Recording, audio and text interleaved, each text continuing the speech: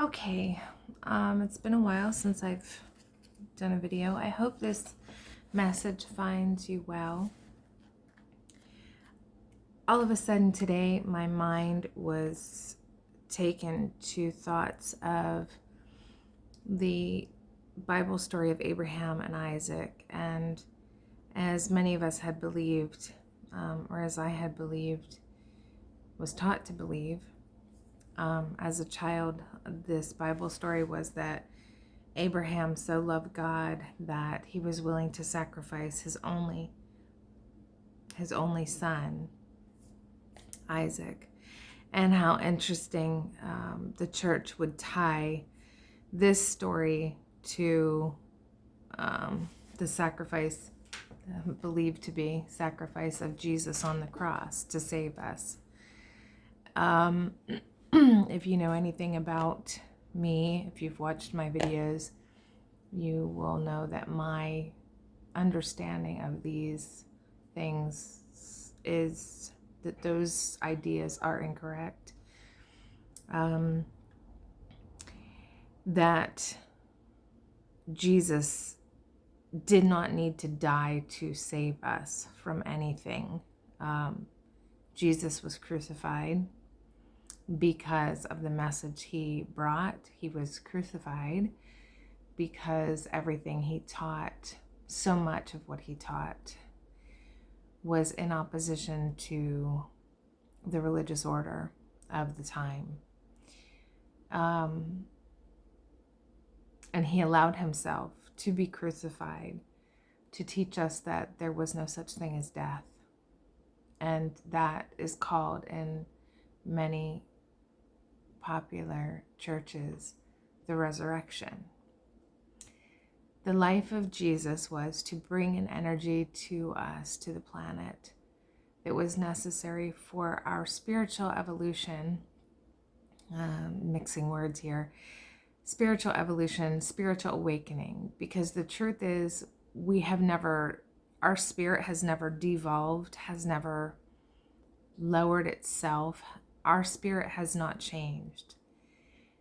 However, when we believed that we did, so, and A Course in Miracles would teach us about the small mad idea that we could be separate from God. So Jesus's life was about bringing the energy of truth back to the planet in the focus of who we are as the children of God, each and every one of us. To know that we were not forsaken, that we have always been at the right hand of God. We just forgot. So Jesus coming to the planet was to remind us of who we are. For this, he was crucified. He was crucified because he was trying to help us remember who we are. Which would empower us. And there are many who would not want that to happen, because they have benefited greatly by our being subservient. Okay, so back to this. So here I am, just sitting here having a snack, and all of a sudden my mind is taken to the story of Abraham and Isaac. And many years ago, I have videos on here about the story of Abraham and Isaac. There are many different twists and turns to this. But as I was thinking about it, a message came in. And so I'm going to read to you what that message was. And the message was, if I convince you that I am God, then you will kill for me. If you know what God is not, then killing, war, is no longer an option. God is the unrestricted, unlimited possibility. You, the child of God, are completely responsible for the sword you wield. The nature of God is love, ever giving, ever abundant, without beginning nor end. You are without end, but have your beginning in God. This is the only difference between you and the Father. The mother is equal to and like the father in that her beginning preceded yours. The father needed the mother to create. Without her, the infinite potential would have remained that potential. The mother binds the potential and gives it new form, not necessarily material, but form in any sense. No thing would exist without the two. You are the third in the Trinity, the holy offspring of God's potential, harnessed by the womb of the mother, birthed into a new way of being. We are not speaking of the human body here. We are speaking about the being that you are in your perfection, in your perfect oneness with God the Father and God the Mother. And that is what came in today. But I was thinking about, Abraham, the struggle he must have had, thinking that he was called to sacrifice his son. And, in the past, I have looked at this from a perspective that the message was misunderstood, that perhaps this was God's way of saying, stop these unnecessary sacrifices of animals, of other human beings in my name or for my glory. I don't want this. This is not what I am. And that is still true to a point. But here is yet another message that makes that story again so powerful, because in this message, it is said that if I convince you that I am God, you will kill for me. You will do any manner of, you'll do whatever I want. But if you know what God is, then that power you're not giving away to a false god. If you know what God is, you would know that couldn't be God speaking, and you would ask again. You would choose again. You would realize that there was something in your belief system that was in error. So, because we had been convinced for so long that God was jealous and vengeful and any of these things, and that God would smite those who, whatever, we were giving our power away to God and not being accountable for our actions. When we harm someone else, that's not God's will. That's the will of the personality self. That is the will of the ego. That is the will of the one that many call Satan. All of these are labels to represent the same energy. It is the choice to turn away from God is the same as all of that I just said. So there is the infinite potential of God that is love, that is ever constant love. And we have but one choice, that is to align to that love that we are at our core, or to turn away from it. And in turning away from it, we do harm to ourselves and harm to others.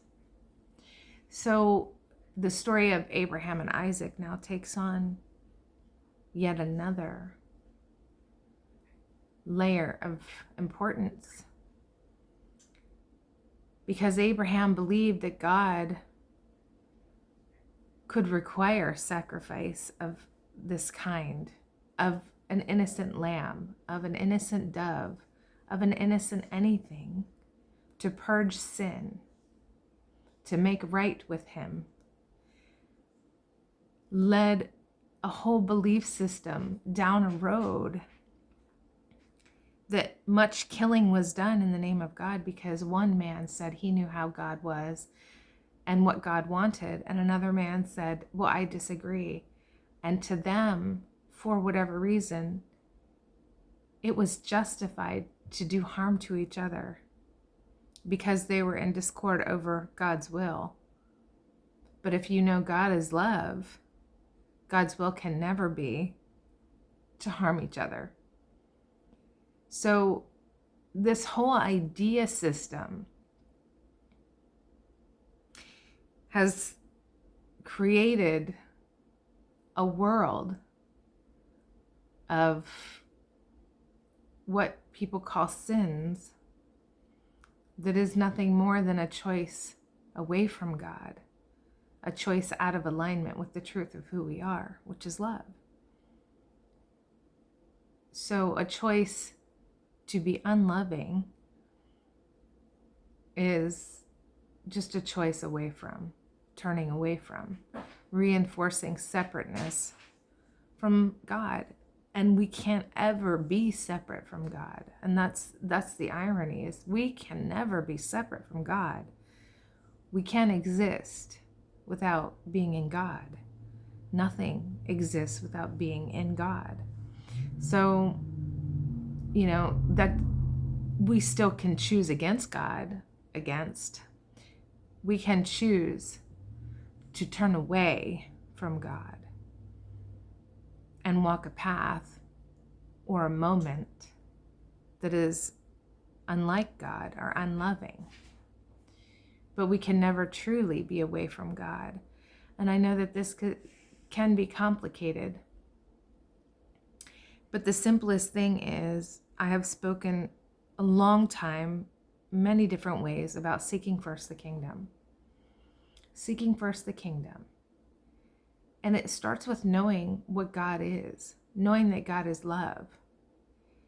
Because if you're seeking the kingdom and believe that you are seeking to be in communion with one who could be jealous, one who could be vengeful,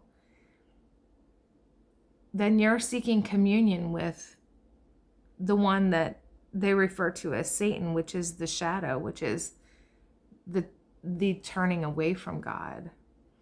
God is love. So if you seek communion with God, if you are seeking the kingdom, you must first know who holds the kingdom. The one who holds the kingdom, the one that is the kingdom, is absolute love. Love at the perfect level, without jealousy, without anger, without greed, without lust, without these things that are the opposition. These things are the restrictions. Love restricted or limited can show up as these things that some would call sin. All it is a limitation or restriction of God's love, which is what we are in truth. So anytime we limit and restrict that, there's all these different ways that we act out, that we, get confused, but it's all because of this belief system that the one we're trying to find has never been away from us, but has been the truth of us the whole time. We just weren't willing to accept. I suppose because we fear failure, or we fear that we will fall short of that. But when we do, because we are having a human experience, we have allowed ourselves, our consciousness, we have allowed the truth of us to be limited, to have the human experience. So we will fall short. We will make choices that turn us away from God. We will make choices that reinforce our separateness. We know this because we believe because we have this human body that we operate through. So you know by that we have accepted levels of limitation. Because we have accepted that, it is like, what came first, the chicken or the egg? Being in this body makes me prone to thoughts, behaviors of limitation, of love. So it's part of the human experience. But we must be aware that we are wholly accountable. We are responsible for those choices. God is not. God did not send his son to die for us. God is not responsible for the crucifixion of Jesus. We did that.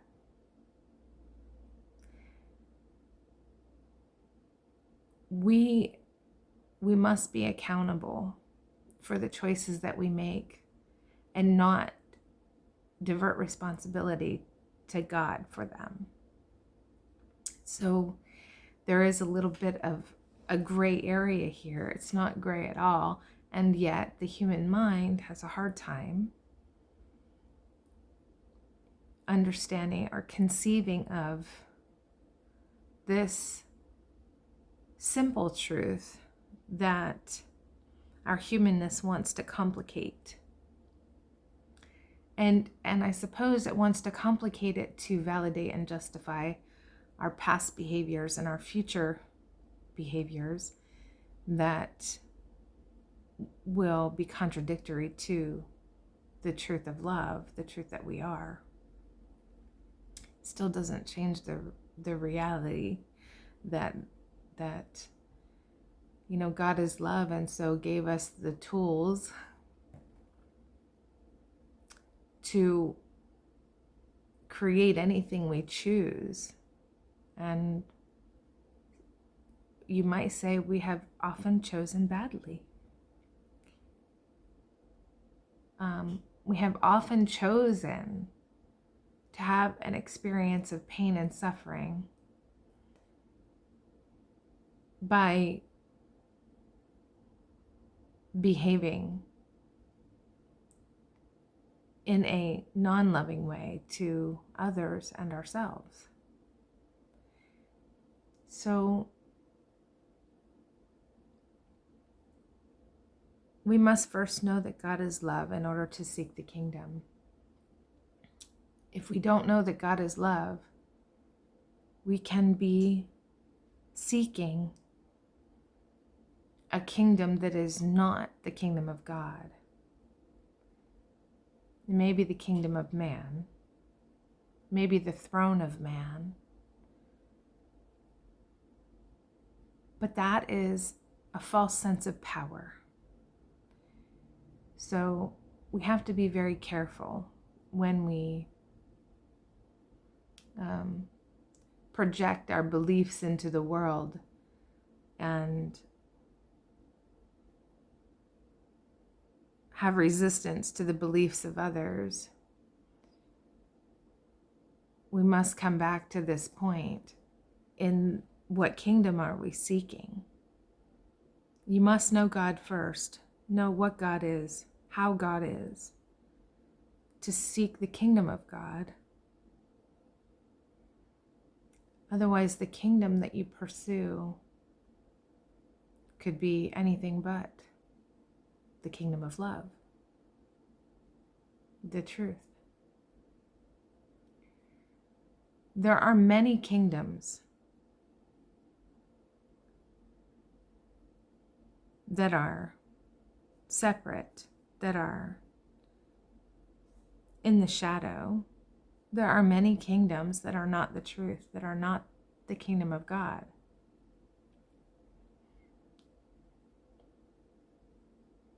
You can reach a high kingdom of man that is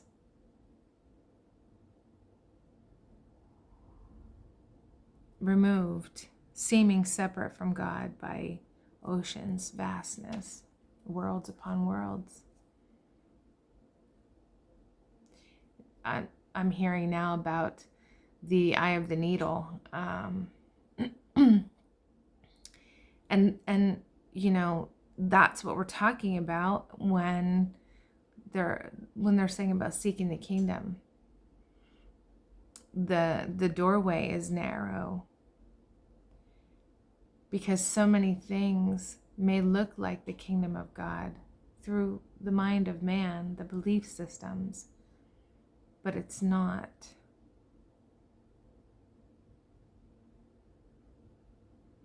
But every road leads to the kingdom. So it really doesn't matter which road you choose anyway. Eventually we all get there.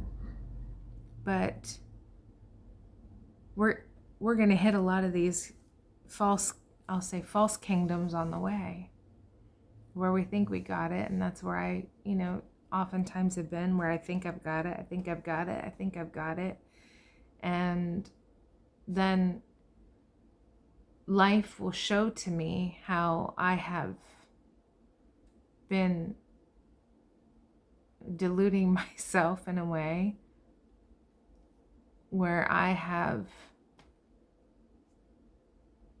still been in error, and more unraveling of all of these beliefs and how we cause our suffering. So this message came through today. I hope it finds you well, in peace and in love. May you be blessed.